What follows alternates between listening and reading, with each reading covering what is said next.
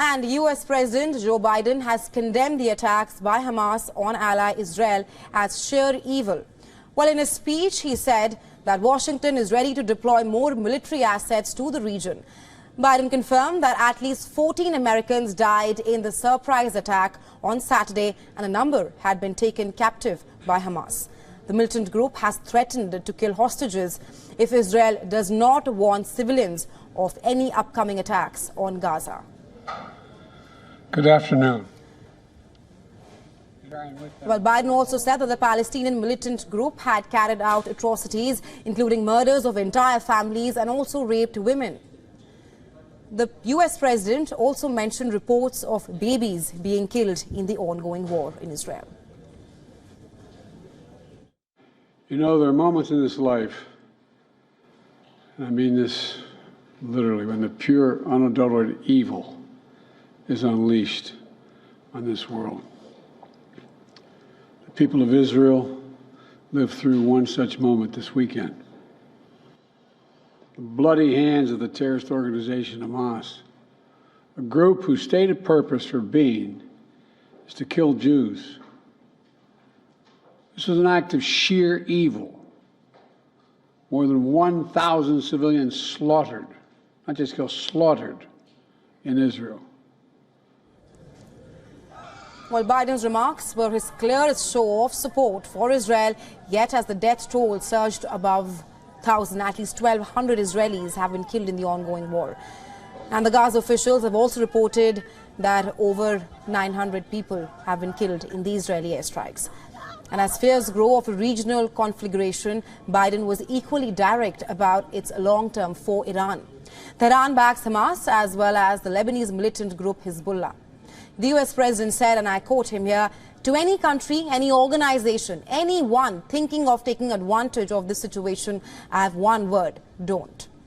His remarks were delayed by more than an hour while he and the U.S. Vice President Kamala Harris spoke to Israeli Prime Minister Netanyahu for the third time since the attacks. Netanyahu said that he described the attacks in that call as savagery never ever seen since the Holocaust. The U.S. was now surging assistance for Israel, including missiles for its Iron Dome interceptor system. Washington has ordered its largest aircraft carrier to move closer to Israel. But U.S. Defense Secretary Lloyd Austin stated that the U.S. does not yet have any kind of evidence of direct Iranian involvement, even if U.S. officials said that they were still scrutinizing intelligence on this very issue.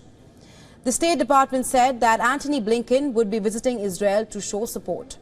The White House stated that the U.S. is talking to Israel about a safe passage for Gaza civilians. And as per the NBC report, Biden urged Netanyahu to minimize civilian casualties in the Gaza Strip.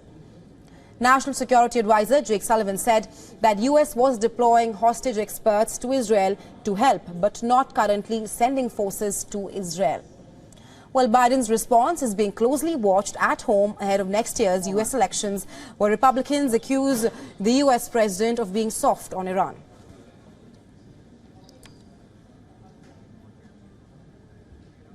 We will make sure Israel has what it needs. And our correspondent Susan Tehrani tells us about the situation in New York and how it is on a high alert as it happens to be home to the largest Jewish community outside of Israel. Take a listen. Here in New York, the NYPD, in response to the Israel-Hamas war, has surged resources to quote-unquote sensitive locations out of an abundance of caution to keep all New Yorkers safe.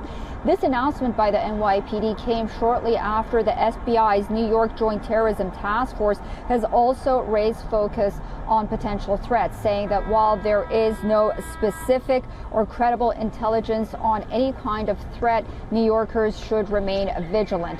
Mayor Eric Adams, during a press conference on Tuesday, also said that New Yorkers should be mindful and report anything suspicious, notably when it comes to lone wolf attacks.